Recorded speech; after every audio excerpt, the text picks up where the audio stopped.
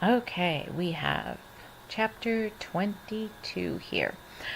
It's entitled Death in the Great Hall, and we knew this was coming. Everything's been leading up to this in the recent books.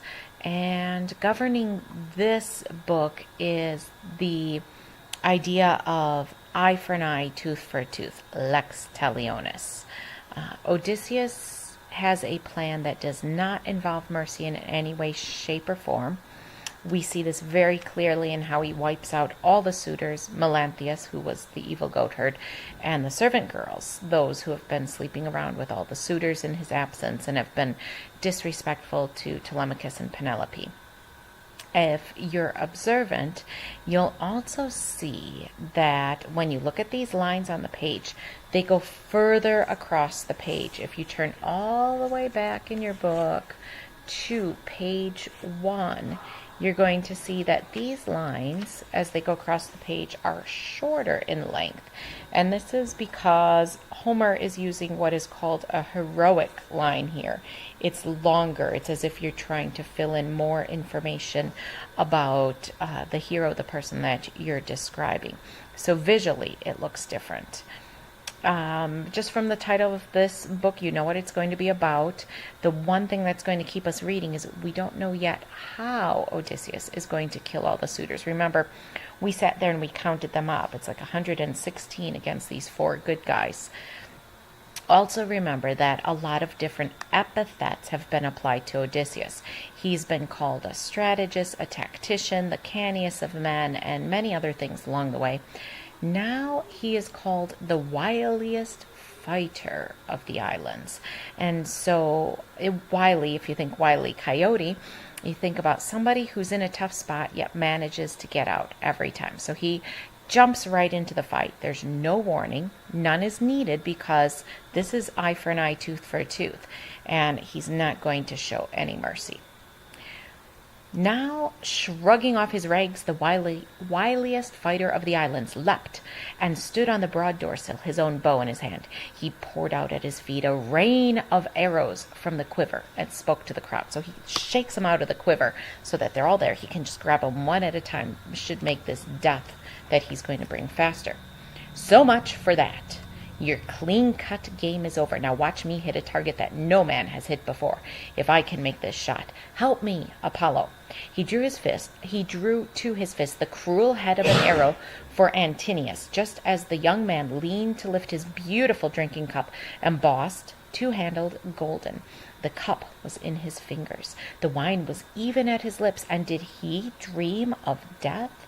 How could he, in that revelry amid his throng of friends, who would imagine a single foe, though a strong foe indeed, could dare to bring death's pain on him and darkness on his eyes? Odysseus's arrow hit him under the chin and punched up to the feathers through his throat. So it goes all the way except the feathers are sticking out of his throat. Backward and down he went, letting the wine cup fall from his shocked hand. Like pipes, his nostrils jetted crimson runnels, a river of mortal red, and one last kick upset his table, knocking the bread and meat to soak in dusty blood. So he's dead. And the description here is very vivid. His nostrils are running like red rivers of blood. In his last breath, he kicks the table, and the bread and meat, just instead of being eaten, are going to be soaking up the blood. Page 410. Now, as they craned to see their champion where he lay, the suitors jostled in uproar down the hall, everyone on his feet. Wildly they turned and scanned the walls in the long room for arms, but not a shield, not a good ashen spear was there for a man to take and throw. All they could do was yell in outrage at Odysseus. So their reaction, they look around, they know that there used to be spears and shields there, but remember, Telemachus and Odysseus have very cleverly moved them out of the way. They don't have any recourse except to start shouting at Odysseus here. Foul to shoot at a man. That was your last shot. Your own throat will be slit for this. Our finest lad is down. You killed the best on Ithaca. Buzzards will tear your eyes out. For They imagined, as they wished, that it was a wild shot, an unintending killing. Fools, fools not to comprehend they were already in the grip of death. So they don't recognize Odysseus at this point. They just think he was shooting an arrow and accidentally hit Antinous, and they get angry about that. Now Odysseus clears that up. But glaring under his brows, Odysseus answered, "You yellow dogs, you thought I'd never make it home from the land of Troy. You took my house to plunder, twisted my maids to serve your beds. You dared bid for my wife while I was still alive. Contempt was all you had for the gods who rule wide heaven. Contempt for what men say of you hereafter. Your last hour has come. You die in blood." Okay. That's it. They're yellow dogs. He accuses them. He says they're all going to die. And now they suddenly recognize who they're dealing with. As they all took this in, sickly green fear pulled at their entrails, and their eyes flickered, looking for some hatch or hideaway from death. Imagine just feeling like you are so trapped, there's no escape. That's them. Sickly green fear. So, evil suitor number 1's been taken out, Eurymachus. Evil suitor number 2 speaks up. He does a couple things. First of all, he tries to say this was all Antinous' fault. We were only doing what he told us to. And he probably sees Odysseus' hard look, and then he tries another tactic. He begs to be spared. And he even offers money. He says restitution of wine and meat consumed. We'll add oxen. We'll add gifts to warm your heart. Just don't blame us. Don't get angry. We'll make it up to you. Is this going to work? Yeah, right. Okay. Eurymachus alone could speak. He said, "If you are Odysseus of Ithaca, come back. All that you say these men have done is true. Rash actions, many here, more in the countryside, but here he lies, the man who caused them all. Antinous was the ringleader. He whipped us on to do these things. He cared less for a marriage than for the power Cronion has denied him as king of Ithaca. For that he tried to trap your son and would have killed him. He is dead now, and has his portion. Spare your own people. As for ourselves, we'll make restitution of wine and meat consumed, and add each one a tithe of 20 oxen, with gifts of bronze and gold to warm your heart. Meanwhile, we cannot blame you for your anger." Odysseus glowered under his black brows and said, "Not for the whole treasure of your fathers, all you enjoy, lands, flocks, or any gold, put up by others, would I hold my hand." Hold my hand in this case means stop my hand. He's not backing down. There will be killing till the score is paid. So he's not going to take anything except death from them. "You forced yourselves upon this house. Fight your way out or run for it if you think you'll escape death. I doubt one man of you skins by." They felt their knees fail and their hearts, but heard Eurymachus for the last time rallying them.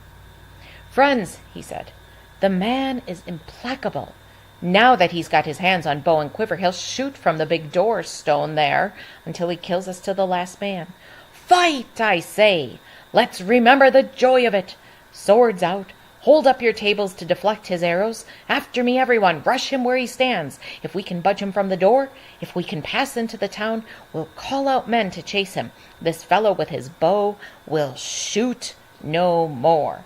He drew his own sword as he spoke, a broad sword of fine bronze, honed like a razor on either edge. Then, crying hoarse and loud, he hurled himself at Odysseus. But the kingly man let fly an arrow at that instant, and the quivering feathered butt sprang to the nipple of his breast as the barb stuck in his liver.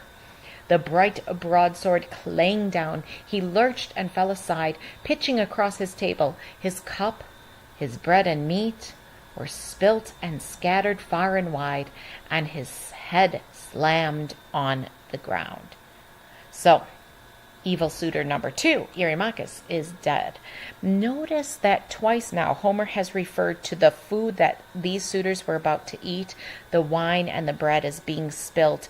It is as if it's doubly emphasizing that there will be no more feasting by these people. Revulsion, anguish in his heart, with both feet kicking out, he downed his chair while the shrouding wave of mist closed on his eyes. Amphinomus now came running at Odysseus, broadsword naked in his hand. Okay, remember, this was the best of the evil suitors. But what happens to him? He thought to make the great soldier give way at the door, but with a spear throw from behind, Telemachus hit him between the shoulders, and the lance head drove clear through his chest. He left his feet and fell forward, thudding, forehead against the ground. Telemachus swerved around him, leaving the long, dark spear planted in Amphinomus. If he paused to yank it out, someone might jump him from behind or cut him down with a sword. At the moment he bent over. So he ran from the tables to his father's side and halted, panting, saying, "Father, let me bring you a shield and spear, a pair of spears, a helmet. I can arm on the run myself. I'll give outfits to Mace and this cowherd. Better to have equipment," said Odysseus. "Run then, while I hold them off with arrows as long as the arrows last. When all are gone, if I'm alone, they can dislodge me." Quick, upon his father's word, Telemachus ran to the room where spears and armor lay. He caught up 4 light shields, 4 pairs of spears, 4 helms of war-hide plumed with flowing manes, and ran back loaded down to his father's side. This part just always makes me think, how are they doing this? So he grabs 4 shields, 4 spears, 4 helmets, and runs back with them. It must have been really awkward. Don't know how he does it. He was the first to pull a helmet on and slide his bare arm in a buckler strap. The servants armed themselves, and all 3 took their stand beside the master of battle. While he had arrows, he aimed and shot, and every shot brought down one of his huddling enemies. But when all barbs had flown from the bowman's fist, he leaned his bow in the bright entryway beside the door and armed. A 4-ply shield hard on his shoulder, and a crested helm, horse-tailed, nodding, stormy upon his head. Then took his rough and bronze-shod spears. The suitors, who held their feet no longer under bowshot, could see a window high in a recess of the wall, a vent lighting the passage to the storeroom. Okay, so Odysseus is out of arrows, so the men feel like, okay, looking around, what's next? And they notice that there's the storeroom, and they think, aha, how do we get there?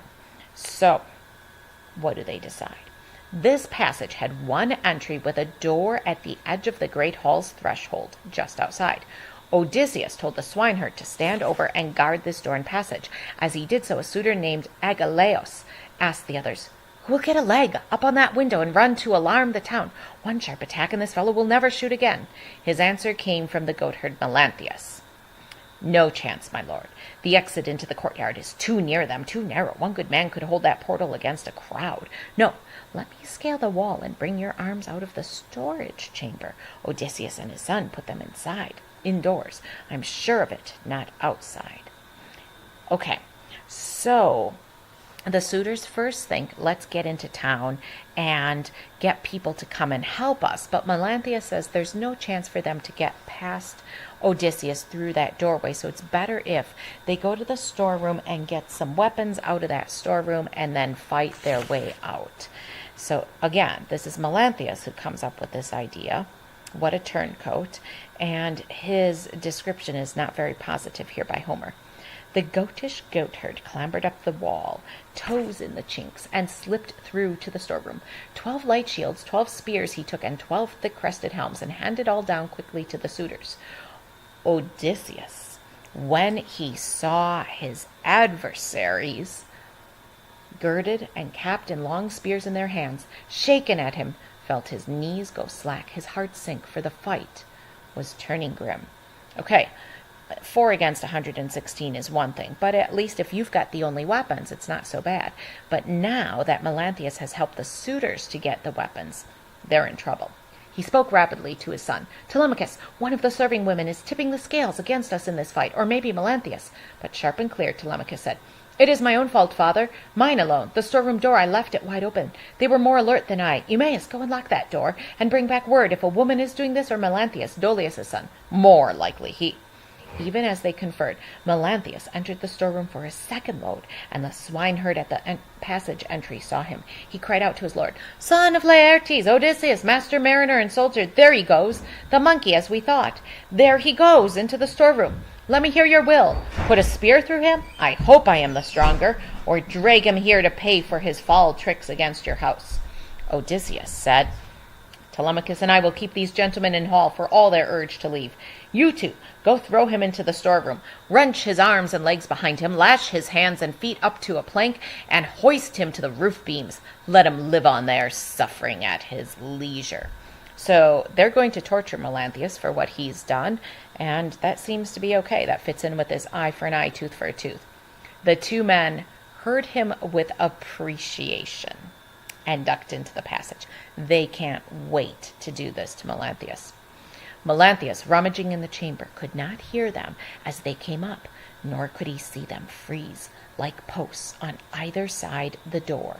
He turned back with a handsome crested helmet in one hand, in the other an old shield coated with dust, a shield Laertes bore soldiering in his youth. It had lain there for years, and the seams on strap and grip had rotted away. As Melanthius came out, the two men sprang, jerked him backward by the hair, and threw him. Hands and feet they tied with a cutting cord behind him, so his bones ground in their sockets, just as Laertes' royal son commanded. Then with a whip of rope they hoisted him in agony up a pillar to the beams. And, oh, my swineherd, you were the one to say, "Watch through the night up there, Melanthius. An airy bed is what you need. You'll be awake to see the primrose dawn when she goes glowing from the streams of ocean to mount her golden throne. No oversleeping the hour for driving goats to feed the suitors." They stooped for helm and shield and left him there, contorted in his brutal sling, and shut the doors and went to join Odysseus, whose mind moved through the combat now to come. Breathing deep and snorting hard, they stood, 4 at the entry, facing 20 men. So we get an update. They are down to 40 men that they have to fight, but 40 who have some arms. But now, into the gracious doorway stepped Zeus's daughter Athena. She wore the guise of Mentor, and Odysseus appealed to her in joy. "Oh, Mentor, join me in this fight. Remember how all my life I've been devoted to you, friend of my youth." For he guessed it was Athena, hope of soldiers. Cries came from the suitors, and Agelaus, Damastor's son, called out, "Mentor, don't let Odysseus lead you astray to fight against us on his side. Think twice. We are resolved, and we will do it. After we kill them, father and son, you two will have your throat slit for your pains if you make trouble for us here. It means your life. Your life and cutting throats will not be all. Whatever wealth you have at home or elsewhere will mingle with Odysseus's wealth.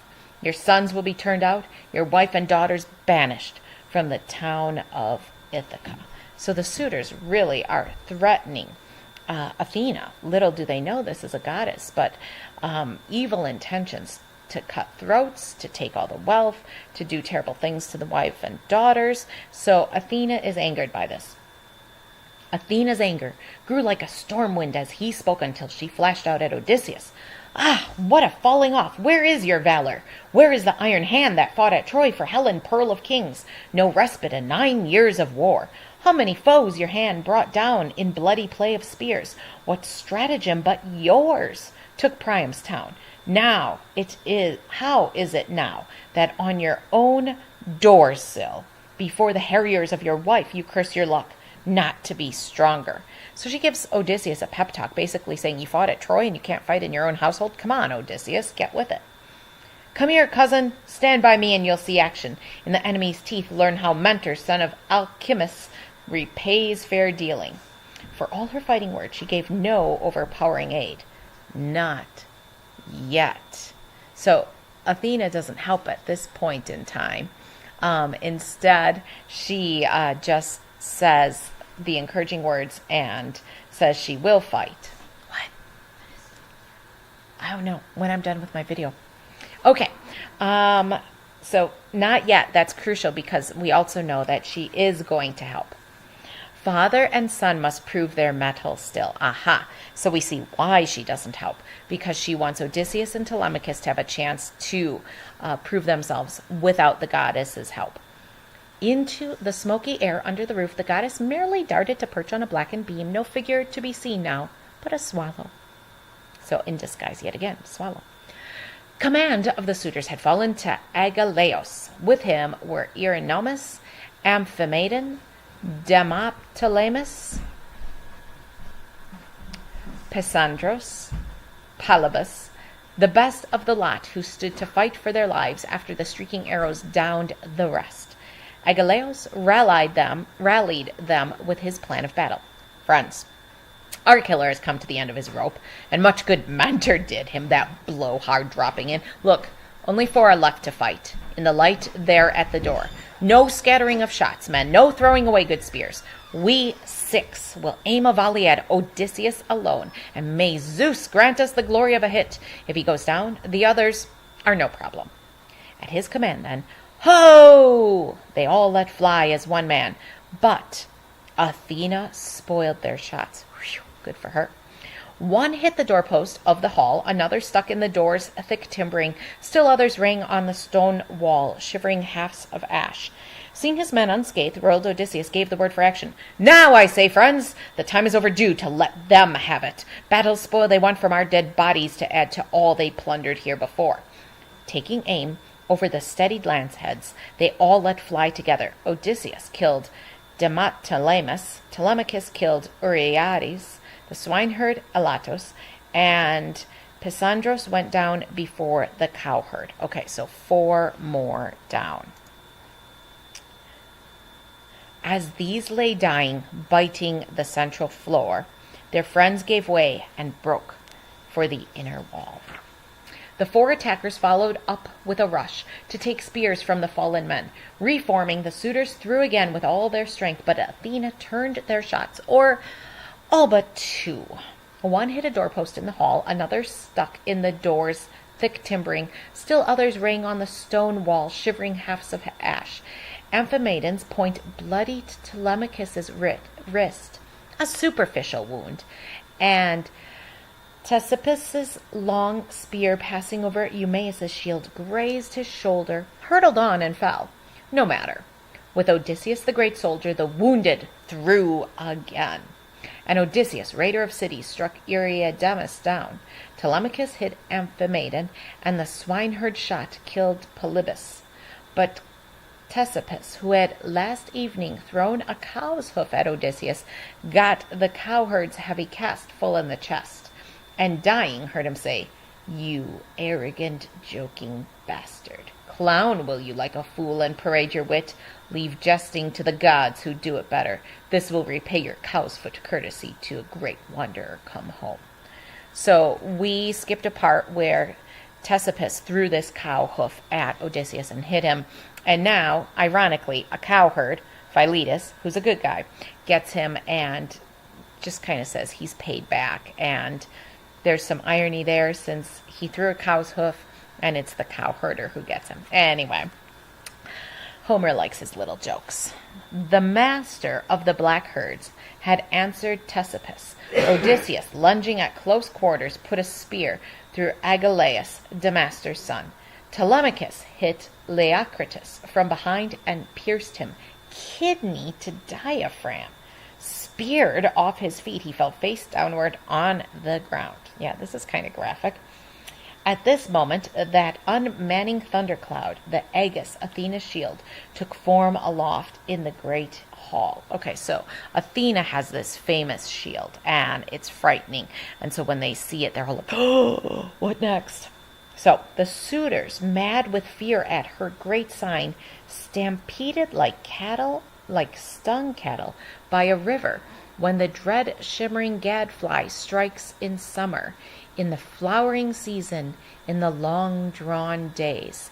Okay, so first these suitors are driven mad with fear, and they act like cattle just running crazily who have been stung by little flies. Then there's this huge Homeric simile to describe Odysseus and Telemachus as birds of prey, falcons or eagles or the like. Okay.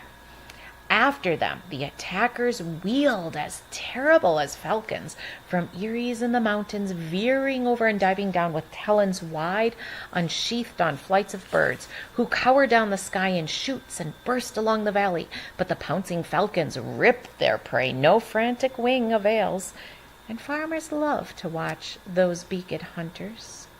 So these now fell upon the suitors in that hall, turning to strike and strike again, while torn men moaned at death and blood ran smoking over the whole floor. A lot of imagery here. So how Telemachus and Odysseus are just attacking, and there's no mercy shown. Who would be the farmers who would love to see this? Probably the women, probably Penelope. At last she's avenged. And then the blood smoking. If you've ever gone hunting and cleaned your animal on a cold winter day, you know how the blood will create steam as you're doing it. So very, very clear image here. Now there was one who turned and threw himself at Odysseus's knees. Remember, grab the knees. That's a symbol of begging. Laodice begging for his life. Now, remember, he too was the first of the suitors who tried out the bow, stringing Odysseus's bow. And he had been their seer, and he sat apart because he really didn't like the suitors and their manners. So will Odysseus spare him? Mercy, mercy on a suppliant, Odysseus. Never by word or act of mine, I swear, was any woman troubled here. I told the rest to put an end to it. They would not listen, would not keep their hands from brutishness, and now they are all dying like dogs for it. I had no part in what they did. My part was visionary, reading the smoke of sacrifice. Scruples go unrewarded if I die. The shrewd fighter frowned over him and said, You were diviner to this crowd? How often you must have prayed my sweet day of return would never come, or not for years, and prayed to have my dear wife and beget children on her. No plea like yours could save you from this hard bed of death. Death it shall be. So, no mercy, Odysseus kills Laodice. He picked up a Galeas broadsword from where it lay, flung by the slain man, and gave Laodice's neck a lopping blow so that his head went down to mouth in dust. Okay, more imagery there. One more who had avoided furious death was the son of Turpus, Phemius, the minstrel, singer by compulsion to the suitors. Very important, this word choice, by compulsion. So now he's trying to decide what he should do. Should he go grab the knees, beg for mercy, just like Laodice did? Should he just face death? Should he run? Should he try to get out of here? Okay, so let's listen. He stood now with his harp, holy and clear, in the wall's recess, under the window, wondering if he should flee that way to the courtyard altar, sanctuary of Zeus, the enclosure god. Thigh bones in hundreds had been offered there by Laertes and Odysseus. No, he thought. The more direct way would be best, to go humbly to his lord. But first, to save his murmuring instrument, he laid it down carefully between the wine bowl and a chair. Then he betook himself to Lord Odysseus, clung hard to his knees, and said, Mercy, mercy on a suppliant, Odysseus. My gift is song for men and for the gods undying. My death will be remorse for you hereafter. No one taught me. Deep in my mind, a god shaped all the various ways of life in song. And I am fit to make verse in your company as in the gods. Put aside lust for blood. Your own dear son Telemachus can tell you, never by my own will or for love did I feast here or sing amid the suitors. They were too strong. Too many. They compelled me. Telemachus, in the elation of battle, heard him. He at once called to his father, Wait! That one is innocent. Don't hurt him. And we should let our herald live, Medon. He cared for me from boyhood. Where is he? Has he been killed already by Philetus or by the swineherd? Else he got an arrow in that first gale of bow shots down the room. Now this came to the ears of prudent Medon under the chair where he had gone to earth, pulling a new flayed bull's hide over him. Quiet he lay while blinding death passed by. Now heaving out from under, he scrambled for Telemachus's knees and said, Here I am, dear prince, but rest your spear. Tell your great father not to see in me a suitor for the sword's edge, one of those who laughed at you and ruined his property. The lord of all tricks of war surveyed this fugitive and smiled. He said, Courage. My son has dug you out and saved you. Take it to heart and pass the word along. Fair dealing brings more profit in the end. Now, leave this room. Go and sit down outdoors where there's no carnage, in the court, you and the poet with his many voices, while I attend to certain chores inside. At this the two men stirred, and picked their way to the door and out, and sat down at the altar, looking around with wincing eyes, as though the sword's edge hovered still, and Odysseus looked around him, narrow-eyed, for any others who had lain hidden while death's black fury passed. In blood and dust he saw that crowd all fallen, many and many slain. Think of a catch that fishermen haul into a half-moon bay in a fine mesh net from the white caps of the sea. How all are poured out on the sand in throes for the salt sea, twitching their cold lives away in Helios's fiery air. So lay the suitors, heaped on one another. So the two men were still pretty scared. They left. They got out of there. Odysseus looked around, and we have a Homeric simile comparing all these dead bodies to a fisherman's catch, all heaped up like fish in a net. Odysseus at length said to his son, "Go tell old nurse I'll have a word with her. What's to be done now weighs on my mind." Telemachus knocked at the women's door and called, "Eurycleia, come out here. Move, old woman. You kept your eye on all our servant girls. Jump, my father is here and wants to see you." His call brought no reply, only the doors were open and she came. Telemachus led her forward. In the shadowy hall, full of dead men, she found his father, spattered and caked with blood like a mountain lion when he has gorged upon an ox. His kill with hot blood glistening over his whole chest, smeared on his jaws, baleful and terrifying. Even so, and crimsoned was Odysseus up to his thighs and armpits. So again, another Homeric simile comparing Odysseus to a mountain lion. We heard him compared to a mountain lion once before when he met up with Nausicaa. As she gazed from all the corpses to the bloody man, she raised her head to cry over his triumph, but felt his grip upon her, checking her. Said the great soldier, "Then rejoice inwardly. No crowing aloud, old woman. To glory over slain men is no piety. Destiny and the gods' will vanquished these, and their own hardness. They respected no one, good or bad, who came their way. For this and folly a bad end befell them. Your part is now to tell me of the women, those who dishonored me, and the innocent." His own old nurse Eurycleia said, "I will then. Child, you know you'll have the truth from me. 50, all told they are your female slaves, trained by your lady and myself in service, wool carding and the rest of it, and taught to be submissive. 12 went bad, flouting me, flouting Penelope too. Telemachus being barely grown, his mother would never let him rule the serving women, but you must let me go to her lighted rooms and tell her some god sent her adrift of sleep." But in reply, the great tactician said, "Not yet. Do not awake her. Tell those women who were the suitors' harlots to come here." She went back on this mission through his hall. Then he called Telemachus to his side and the two herdsmen. Sharply Odysseus said, "These dead must be disposed of first of all. Direct the women. Tables and chairs will be scrubbed with sponges, rinsed and rinsed again. When our great room is fresh and put in order, take them outside, these women, between the round house and the palisade, and hack them with your sword blades till you cut the life out of them and every thought of sweet Aphrodite under the rutting suitors when they lay down in secret."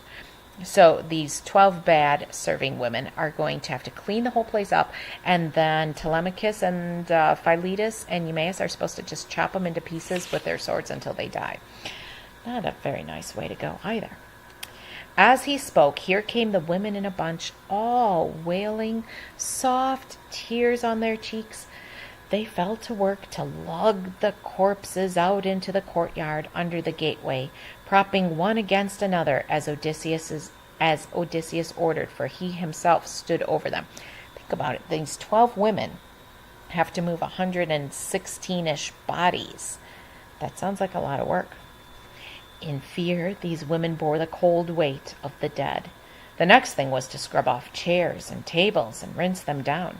Telemachus and the herdsmen scraped the packed earth floor with hose, but made the women carry out all blood and mire. When the great room was cleaned up once again at sword point, they forced them out between the roundhouse and the palisade, pell-mell to huddle in that dead end without exit. Telemachus, who knew his mind, said curtly, "I would not give the clean death of a beast to trolls who made a mockery of my mother, and of me too, you sluts who lay with suitors." He tied one end of a hawser to a pillar and passed the other about the roundhouse top, taking the slack up so that no one's toes would touch the ground. So the hawser is this thick rope, actually thick rope that's used for mooring a ship. So think about how big that has to be. And you can tell Telemachus is really angry at them here as you read his words. I would not give the clean death of a beast. Okay, he doesn't want them to die a nice, quick, easy death. He wants them to suffer and be in pain. And that's what's going to happen. They would be hung like doves, or larks in spring is triggered in a thicket where the birds think to rest, a cruel nesting. So now, in turn, each woman thrust her head into a noose and swung, yanked high in air to perish there most piteously. Their feet danced for a little, but not long. From storeroom to the court they brought Melanthius, chopped with swords, to cut... Oh, no, this is pretty rough here. To cut his nose and ears off, pulled off his genitals to feed the dogs, and raging hacked his hands and feet away. As their own hands and feet called for a washing, they went indoors to Odysseus again. Their work was done. He told Euryclea, bring me brimstone and a brazier, medicinal fumes to purify my hall. Then tell Penelope to come and bring her maids. All servants round the house must be called in. His own old nurse Euryclea replied, Aye, surely that is well said, child. But let me find you a good clean shirt and cloak and dress you. You must not wrap your shoulders' breadth again in rags in your own hall. That would be shameful. Odysseus answered, Let me have the fire. The first thing is to purify this place. With no more chat, Euryclea obeyed and fetched out fire and brimstone. Cleansing fumes he sent through court and hall and storage chamber. Then the old woman hurried off again to the women's quarters to announce her news, and all the servants came now, bearing torches in twilight, crowding to embrace Odysseus, taking his hands to kiss his head and shoulders, while he stood there, nodding to every one, and overcome by longing and by tears. So, if you've ever watched The Hobbit, how epics can go on and on and on. There's different places where you think that's the end, it's going to end there. Nope, there's more. So this is just the way it was with epic tales. Listeners and now viewers hate for them to end, so the creators make them last as long as possible. So we could have ended when Odysseus got home. Nope. Could have ended when Euryclea noticed him when she was washing him up with that boar scar. Nope. Could have ended just now when he killed the suitors. Nope. So it goes on epically. All these loose threads have to be tied up, questions answered. So we have a book that deals with Penelope, and then we have a book that deals with Laertes, because a lot of the Odyssey is about relationships. And so we see kind of the recovery of his relationship with Penelope, and then the recovery of his relationship with his father. And then, of course, how are they going to resolve this with the townspeople who just have had all of their sons killed? Granted, they should have controlled their sons. They should have kept them from doing this evil deed. But yet Odysseus just killed them all. There was no trial or anything like that. So they're going to be angry. How does he fix that relationship?